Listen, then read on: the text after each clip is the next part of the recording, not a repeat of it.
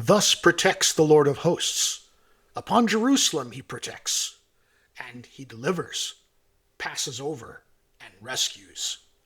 Repent, to which they dug deep stubbornness, children of Israel.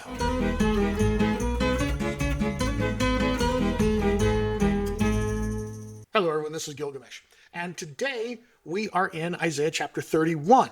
This is an interesting chapter in that it is deeply parallel to the previous chapter. Now, the previous chapter I broke up into 6 sections. I'm going to break it up into only 4 here as I try and compare them.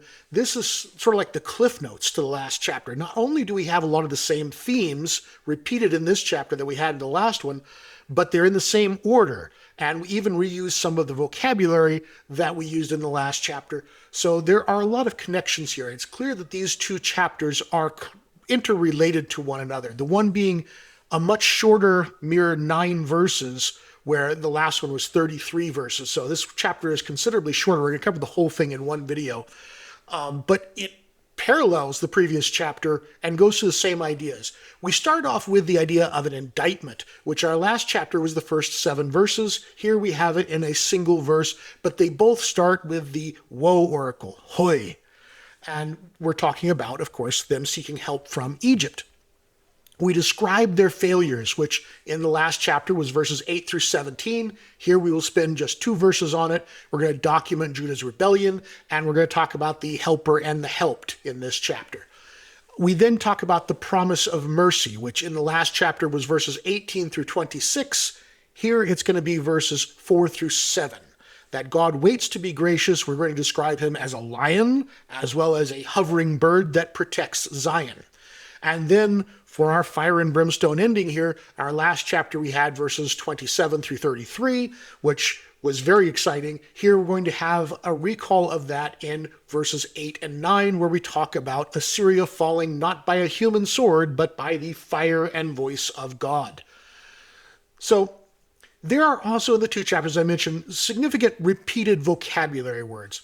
With repeated vocabulary, you have to be a little careful, as in any language, we reuse our words all the time. That doesn't always mean that we're trying to draw a connection. So you have to give weight to which words are common words and which words are a little more unique, less common, and particularly if they're used in particular phrases, a few words going together, that can help us understand when there is an attempt at an intentional connection between passages. This is always going to be a bit subjective in its judgment, of course, but it seems pretty clear to me that given all the things we see between these 2 chapters, there is some intentional calling back to the previous chapter. And in fairness, I should say we actually don't know which chapter is older. They don't necessarily come in chronological order. It could have started out as a shorter text that was then elaborated on. It may have been a more elaborate text that was then given as this more focused and short one now, but it does seem that they are related. So as we look at the words here that are parallel to the 2 of them, we have, of course, we mentioned the hoi, the woe at the beginning. We have the verb yorad, talking about going down into Egypt. We talk about the help, the ozer, in both chapters. We also talk about our horses and our riders, and that's present in both of them. We have the title Kadosh Israel, which is one of Isaiah's favorite titles for God, the Holy One of Israel. We talk about Mitzrayim, Egypt, in both of them, and we use the word here for repent, shuv, which means to turn away from a course of action. We also use the word trust, and that is an important theological word. Now, these words are not terribly unique, but given the totality of things, it does seem that the repetition is intentional. Here's one that's very specific, though. Kesef and Zahav, silver and gold. And we use this in both of the chapters to talk specifically about idols. And that seems more than coincidence.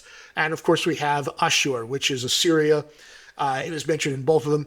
Now, beyond just the repetitive words, there are a couple of other interesting themes. I want to talk about 3 of them particularly that are not using the exact same words, but are definitely connected. And one of them is the very common word ruach, which means spirit. And in chapter 30, we talked about that they were rebellious children because they made a covenant not of my spirit. And then here in this one, we use it in a slightly different form here when we say that they're putting their faith in Egyptians that are not God, and their horses are flesh and not spirit. And this does seem to be connected in that they are not relying on spirit, but they are relying on very mechanical and earthly things. We also have the rejection of divine guidance, and while it doesn't use the exact same wording, the theme of it is pretty similar.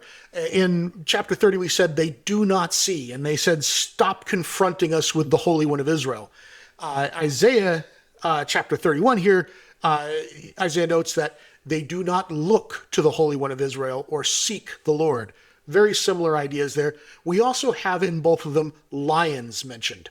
Now, in chapter 30, it was one of the terrors of the journey as they go down to Egypt. They go through that southern Negev area, and that is where the lion and the viper dwell.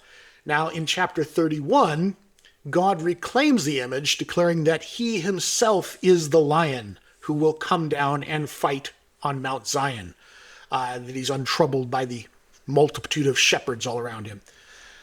So we also have the fire and the heat is clearly related, although the exact term of a tophet only occurs in chapter 30 and not in chapter 31. With all that said, I think that this is a very interesting connected chapter here that this time around we're going to boil it down to its most essential elements. And so let's get started here with verse 1. Woe to those who go down to Egypt for help. On horses they rely, and they trust in chariots, because they are many, and on horsemen, because they are strong. And they do not look to the Holy One of Israel. The Lord they do not seek. Now, notice I have it formatted here in a set of 3 chiasms, which is one possibility of this. There are ways that we could format this differently, and all the formatting, of course, is just my own interpretation of how they understood these lines. I'm trying to follow the word order in the Hebrew, but when the texts were written, they didn't use indentation or line breaks or anything like that. That was just wasteful of paper back then when writing was a valuable resource. They just simply wrote it through, no punctuation, no end of sentences, just through, sometimes not even spaces. But their text, as we've come to understand it, does have many of these poetical forms, parallelism, inverted parallelism, this type of thing. And these appear to be this chiasm thing here where we say that they're on horses they trust, on horses they rely, they trust in chariots. It forms this little ABBA pattern. Now, there is some ambiguity here with the second one doesn't seem to flow quite as well, and you could do it as an ABAB pattern instead, saying in chariots because they are many, and on horsemen because they are very strong. And so it can go either way. To do that, you disassemble the first chiasm and do an AB pattern for the second. It could be interpreted either way. We don't know. Nobody gave us really a guidebook of how they do their poetry. This is all later that we're imposing these patterns on them as we try to see them and interpret them. And there's no right or wrong answer to this. But both those patterns seem to be there, and it could be that they were intentionally hybridizing them in some interesting way. But both those patterns are there. Now, when we say, woe who go down to Egypt for help, the prophet here is continuing this invective against seeking an alliance with Egypt that he started in the last chapter here. And here we have the Ezra is the general term that he uses here for help. It often occurs in military contexts, and that connotation is relevant here. The prophet will play on this word throughout the next 2 verses, that they're relying on horses and they're trusting in chariots. Egypt was renowned for its horses and active in exporting horses to the rest of the world. There is probably also reminiscence in this of the Exodus story, in which all of the Pharaoh's horsemen with their chariots were engulfed at the Sea of Reeds. Very appropriate as we've just finished up Passover, at least in my home. So this is on my mind as I read this, and it's just a great chapter that references many things from that. But we continue on here with verse 2. And also he is wise, and he brings disaster. His words he does not turn aside. And he would rise against the house of the evildoers, and against the help of those who work iniquity. So we have here, he is wise. It does seem like a little obvious statement to say about God that he is wise, but we are putting in opposition here God's wisdom versus the power and strength of Egypt. So God is wise, and he's the one who can bring disaster. His words don't get turned aside. So we're trying with Isaiah here to set God up as more powerful than Egypt. But his power doesn't come from horses and chariots. His power comes from great wisdom, that he controls things through his intelligence. And that he's going to turn against, and it calls them two things here, the house of evildoers. This perhaps is specifically a reference to Egypt, might also be a reference to some people in Israel. And he's also going to be against the help of those that work iniquity. They're going to Egypt for help, and we have this word help again showing up here, that this is what they're after, is help, assistance. Going on to verse 3, the Egyptians are human and not God, and their horses are flesh and not spirit. And the Lord stretches out his hand, and the helper will stumble and will fall, he that is helped, and they will all perish together. Here we have a three-layer chiasm in this. Very nice, very powerful. And we have this continuation of the word help here, that the helper and the person who is helped are going to fall and stumble together. In other words, if you form this alliance with Egypt, not only will the Egyptians be defeated, but you're going to go down with them. Because the Lord is going to stretch out his hand. Another great Passover imagery of the outstretched arm of the Lord.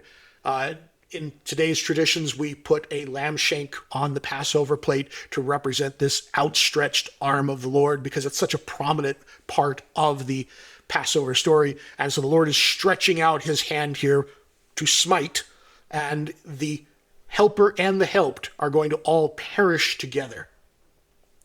In verse 4, for thus the Lord said to me, as growls the lion, and the young lion is over his prey, which crying out against him is a full party of shepherds.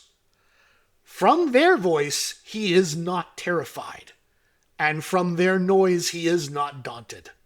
Thus will come down the Lord of hosts to marshal hosts on Mount Zion and on her hill. So there's a lot in this to unpack. You'll notice again, I had chiastic phrasing here, that we have two words for lion, and one really doesn't necessarily mean the young lion. It's just become tradition to translate it that way. We really don't know what these words for lion differentiated from each other with. There are some 5 or 6 different words for lion in Hebrew. These were important animals, and they had a lot of words for them, and those words may have had nuance difference between each other, but whatever that was has been lost to time. We just know that they're referencing lions, and the different theories that are put forth that this one maybe is a younger one and so forth really haven't held up well as we've looked at the text. It doesn't seem like there's clarity as to what the difference is in some of these words. But we have the idea, though, of lions growling over their prey, roaring over their prey here. And we have the idea of a whole bunch of shepherds trying to scare off the lion. The prey, obviously, would be a sheep or a goat. And we've got all the shepherds there that are supposed to be responsible for this, that are trying to go, shoo, lion, shoo. And the lion doesn't care. He's not interested in this. These shepherds aren't David. They aren't going to be able to drive off the lion. The lion's going to do whatever the lion wants. There's nothing that can make him afraid. And this is going to be the Lord of hosts. Previously, as they go through the Negev, they talk about lions as one of the dangers that they might run into traveling down into Egypt. But here we're saying that the Lord himself is the lion, that he's going to come down and he's going to be here at Jerusalem and fight for them. And he uses his military title here, Lord of Hosts. This line is a little bit ambiguous because the preposition here, al, can either mean on or against, as opposed to. If we take the latter construction, which the New Jewish Publication Society took when they did their translation, they came up with to make war against the Mount and Hill of Zion. But that doesn't work well. That doesn't work well because in the very next verse, he is described as protecting Jerusalem. So most people, most translators don't really accept that as being against, that it means on Mount Zion. He's going to come down to on Mount Zion and fight from there, not fight against it. But it is ambiguous and it is justifiable to translate it either way, and some translators do, but this is part of why you will see that difference between, depending on which translation you're looking at. But it doesn't seem like this is saying that it would just be incongruous with the rest of the chapter that God is assaulting Mount Zion. That doesn't make sense. It doesn't seem like he is the protector here, but then we say that he is marshaling his hosts. These are words I chose to try and get a parallel there between Lord of Hosts and the verb that is here, which is the same root as hosts. The word hosts, of course, means army. Hosts is a little bit more King Jamesy, old-fashioned term for it. It's really the Lord of armies, and he is raising an army on Mount Zion. He is marshaling an army here on Mount Zion. And so we use the same word that is a noun in the first line as a verb in this line, to raise an army. And I tried to capture that in the translation. This might be a reference to the sudden departure of the besieging army in 701 BCE. It's not certain, but that does seem to be what we're describing here, is the Assyrians coming up, fighting against Jerusalem, being turned back. Moving on to verse 5, we change our metaphors here. Like birds hovering, thus protects the Lord of hosts. Upon Jerusalem he protects, and he delivers, passes over, and rescues. So we have the idea of birds hovering or perhaps flying above, and we've changed around here. So we've gone from being a fearless lion to being, I don't know, a really mean bird. Some might say a gentle bird, hovering protectively over his people. The image of God as a mother bird protecting his chicks is one that is used frequently, including in Isaiah. He often portrays God in this motherhood role, particularly a mother bird role. And some of this does go back even to like our Genesis chapter 1, where the verb there that is sometimes translated as hovering over the waters is actually a verb that is better translated as brooding, with the idea of a mother bird over her nest. And so this imagery of God as the mother figure, the bird that is protecting her chicks, bringing them under her wing and that sort of stuff, is a recurring theme throughout the Hebrew Bible. And that may be some of what we're calling on here as we talk about that God is the bird hovering over Jerusalem here, and then passes over. This is the very word that is used for Passover, Pesach. And it may be another reference to it, that he is going to pass over them and bring destruction to their enemies, just as he did during the 10th plague. I think it's not coincidental that it chooses to use this verb here, which is the word for Passover. Now, I could spend quite a bit of a side quest explaining how we're not sure how this verb relates to the noun Pesach, but it is deeply tied to the Passover story. And we think that it might mean to hop or to limp, such as if you were not favoring one leg, you kind of hop in your step.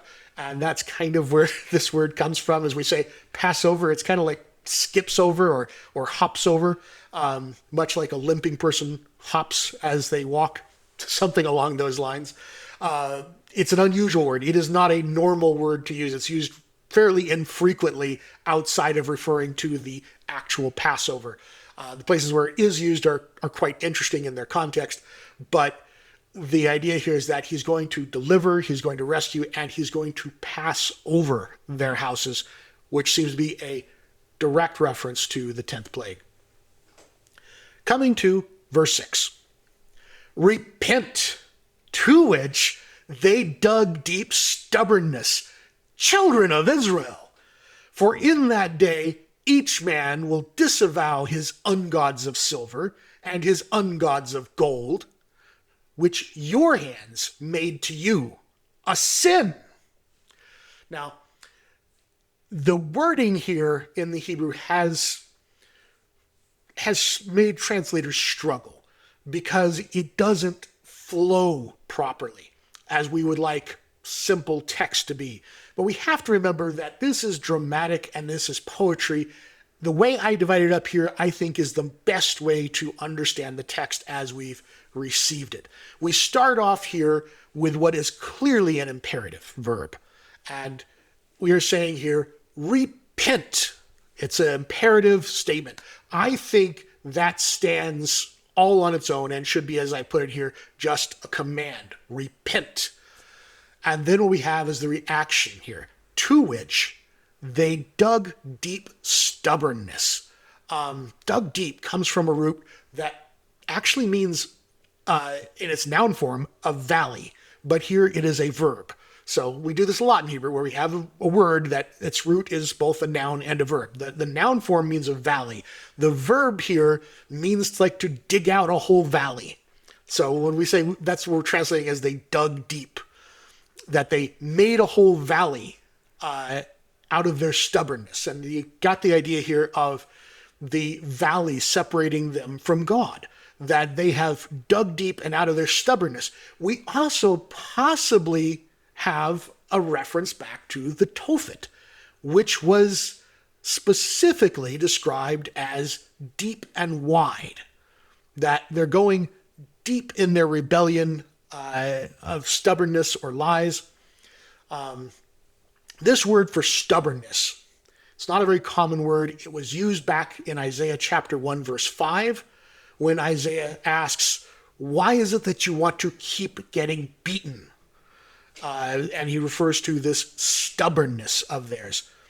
And so the stubbornness has caused them to dig this valley between them and God. And of course, the valley might refer to the Tophet as the Valley of Hinnom, where we believe the Tophet was located, that they have dug in deep stubbornness. And then I believe children of Israel at the end is best understood just as an exasperated statement, because it doesn't seem to fit in any other way into the Hebrew well here. So I think that this is an imperative verb, the reaction to the command, and then just an exasperated children of Israel. And then we talk about the actual uselessness that their gods are going to have to them in this day, should they wait till the end to repent. That at that day, the day that they're facing destruction, that's when suddenly they're going to start disavowing these ungods, these Elilim. This is a word we've seen a few times here. It means something that is of no value. It's similar to the word for God, but it's not the word for God, and it means something that has no value whatsoever. And it's very similar to the way we talked about their gods that were overlaid with gold and overlaid with silver in the last chapter. They're going to not value these things, and they're going to disavow, they're going to nullify any covenants they made with these gods here. And he points out, your hands were the ones that made these gods, this gold and this silver, which you made into your gods. Your hands are the ones that made it for yourself. And then we have, interestingly here, the word a sin thrown at the end here, which again doesn't flow with the sentence. And so I think it's simply a interjection at the end, a sin. Some people believe that maybe it was a later editorial interjection trying to point out that, by the way, guys, he's describing a sin here. I suppose that's possible. But yeah, as I read it here, I think that's just simply an interjection at the end to emphasize it, that, you've done this terrible thing, a sin. It's a sin. And so very dramatic verse 6 and 7, at least in my interpretation of how it's said here, that he's being very direct with them. And then we come to verse 8.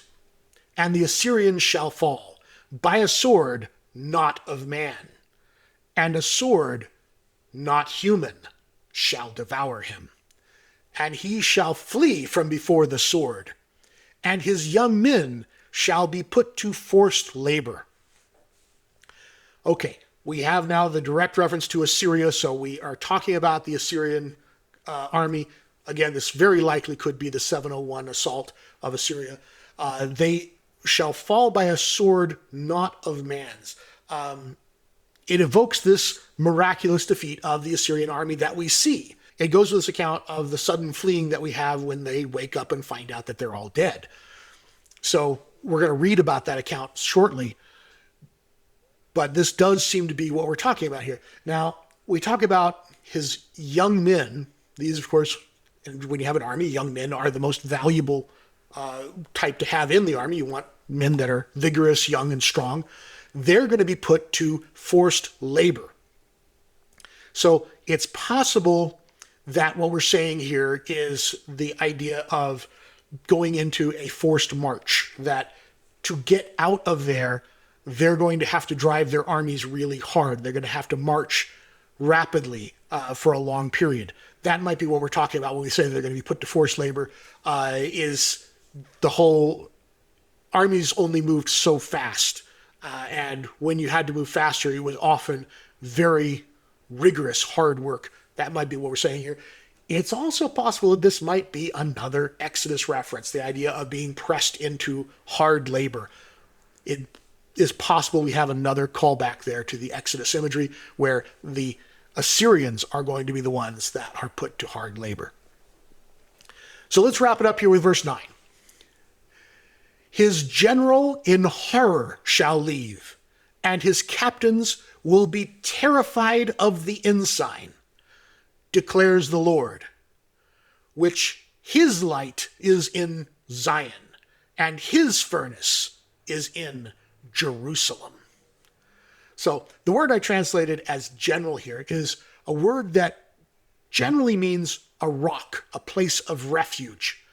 But we believe it also may have been a technical term in military context for a particular type of officer.